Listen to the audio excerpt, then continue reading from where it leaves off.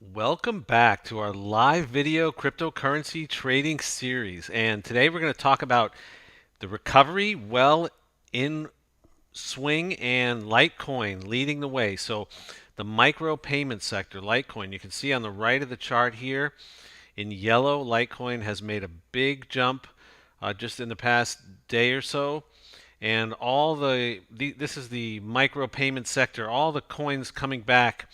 The chart goes back to January 10th, and in red, all the negative news, the barrage of negative news that just led to the crypto bloodbath of across the board losses of between 50 and 70% on almost every major coin. Then the federal regulators, of all people, met in DC and gave the cryptocurrency markets a bone. Somebody finally tossed crypto a frickin' bone, and it was the feds.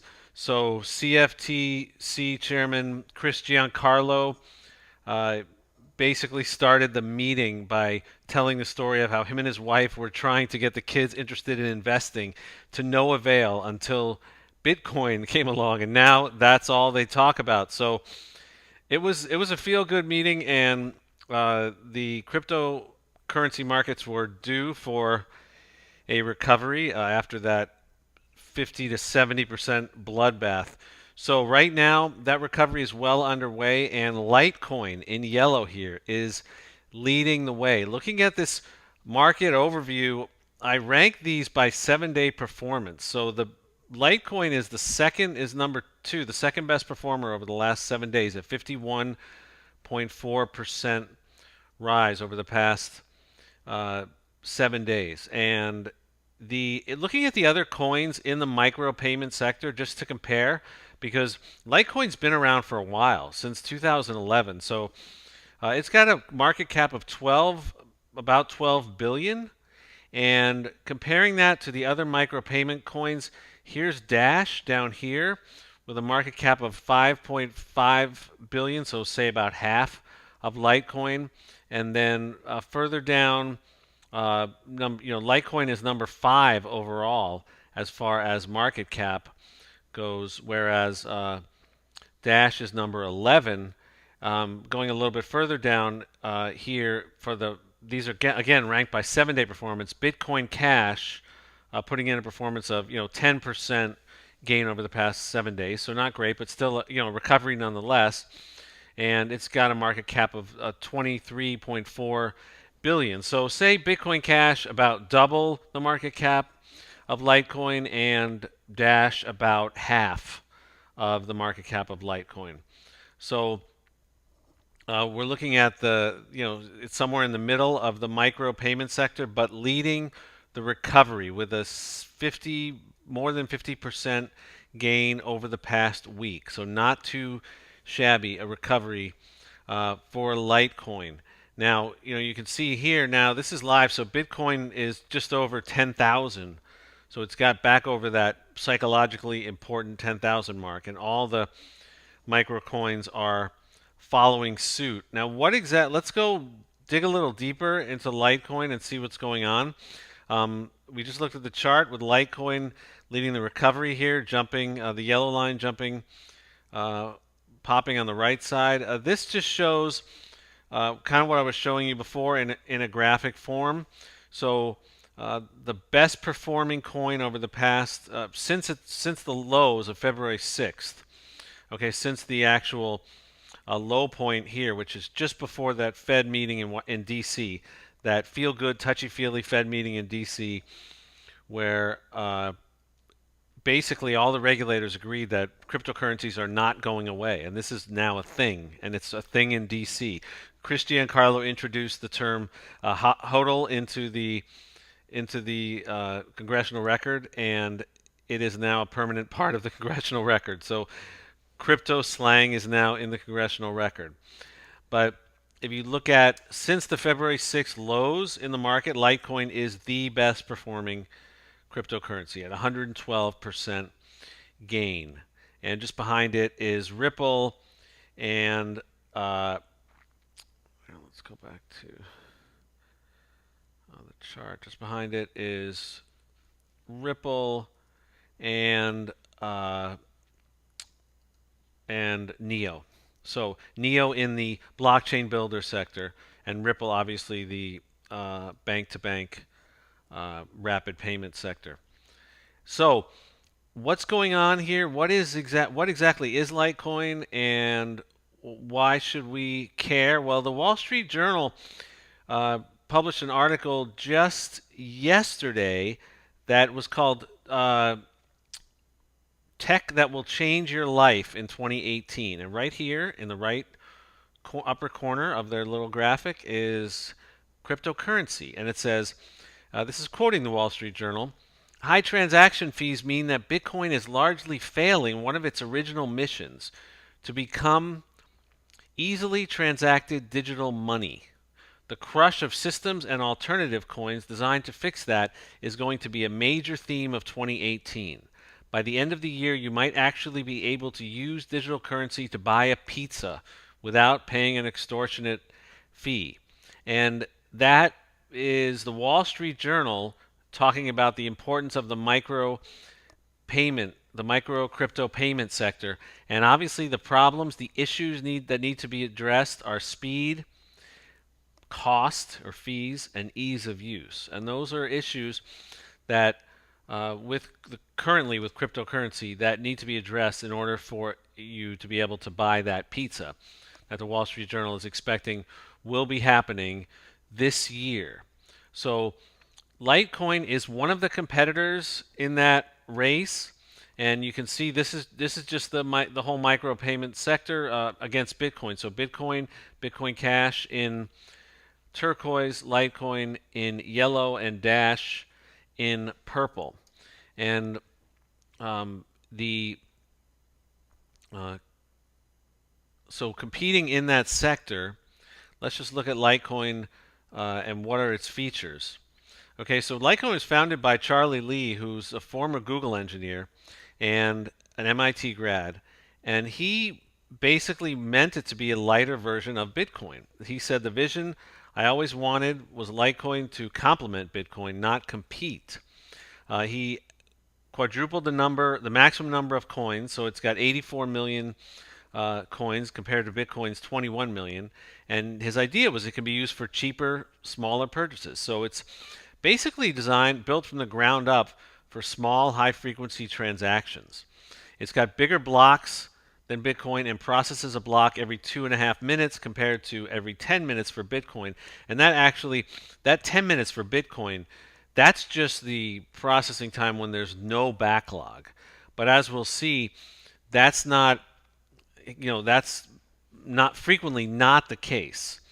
Okay, so this is why does Litecoin have lower transaction fees than Bitcoin? And if you look at the reason, you'll see why. Litecoin's block space supply is much greater. Okay, the block interval is a fourth of Bitcoin's. Okay, so it's a lot faster. So block space supply is greater. And SegWit is activated, limiting blocks to 4 megabyte weight, but Bitcoins are only 1 megabyte in size. The demand for Litecoin block space is much lower. Okay, Bitcoin does about 250,000 transactions per day, and the mempool never completely flushes out. Litecoin has just over 19,000 average, and it could do as many as 2 million per day. So basically, Litecoin is operating with demand at approximately 1% of supply for block space, but Bitcoin is operating with demand for block space, continuously exhausting supply. And let's see what that looks like in graphic form. This is a graph of the Bitcoin mempool, and the mempool is just the backlog of transactions. And the prices or the fees per transaction over here are listed in satoshis. And what you can do on this chart is you can knock out all the cheaper and cheaper fee transactions, and notice that there's a lot more low fee transactions waiting to be fulfilled in the mempool. In other words, you have to pay a higher fee to get your transaction moved to the front of the line, and that's an issue for Bitcoin. So you can see this is the mempool backlog of all fees in satoshis, and then as you go up higher and higher fees, you can see there's fewer and fewer transactions waiting to be fulfilled. So miners are obviously favoring fulfilling the transactions that have higher fees, and that's an example of eliminating everything below 1,000 satoshis, and there's really nothing waiting. But when you go all the way down to one, there's much more of a backlog. So that's what's going on with the mempool and Bitcoin operating. The bottom line is Bitcoin operates with demand for block space, it continuously exhausting the supply. Okay, so that's why lower transaction fees. And why is it faster? Well, it was an early adopter of the SegWit technology, um, which basically, you got to go back to what is a Bitcoin exactly. And Satoshi writes in the original white paper, this is a quote from the original white paper, uh, we define an electronic coin as a chain of digital signatures. So ownership of a Bitcoin, you don't have you can't hold a Bitcoin in your hand, you can't keep a bunch of Bitcoin in your pocket, you can't stack them in a safe or anything like that. A Bitcoin simply is proof of digital ownership of the end of a chain of transactions in which you own the public address that all those transactions point to. So you can prove that you are the de facto owner of the public address at the terminus of a chain of transactions. That's what a Bitcoin is. That's how you prove digital ownership of a Bitcoin.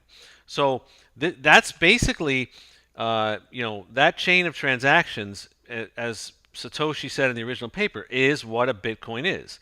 Because digital ownership is established by ownership of that chain of transactions. And really, more specifically, you own the private key that proves that you own the public address to which those transactions uh, are sent, to which those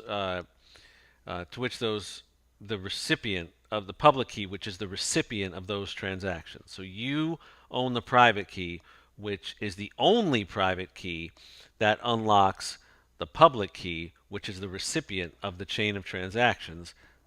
Those are the Bitcoin that you own. So SegWit segregated that from the blockchain. So it took the digital signatures that were part of every transaction and moved them to a segregated part of the chain. So here you see on the right side the signatures are separated from the original chain. This is a type of data compression which gives you a lot more block space. And as we said before, lower transaction fees, the reason for Litecoin's lower transaction fees are that it has a lower demand for block space. Okay, the block space supply is greater and it has a lower demand. And Bitcoin is operating with a continuously exhausting its demand, exhausting the supply for block space. So the SegWit protocol, it was an early adopter of SegWit. It's got a different mining algorithm than Bitcoin. All right, Charlie Lee, he first got involved in Bitcoin in 2011. He launched his own coin, Litecoin. Interestingly enough, he said it was an excuse to learn the Bitcoin code. He said, I decided that I can actually create an altcoin that's better, and it was fun to play around with what's out there. So the mining process, Bitcoin uses the SHA-256 hashing algorithm, which requires ASIC microchips. That's kind of a supercomputer type of microchip, expensive and costly as far as electricity. You've probably heard about. Litecoin uses the script algorithm, which requires a larger working memory. So ASIC makers don't have that technology. So that it's a different mining process. It's an early adopter of the SegWit protocol, and it's got a better supply-demand block space ratio, giving it an advantage over Bitcoin as far as speed and fees. cost. And with speed, we're talking about at least a 4 times uh, faster speed. Okay, it's set to process a block every 2.5 minutes, and what that means is it's coded to cryptographically process a block every 2.5 minutes, and that can be that's a decision that the developers can make. Bitcoin is coded to cryptographically process or hash a block every 10 minutes. But as we saw before, that 10-minute goal can be elusive when there's a significant backlog in the mempool.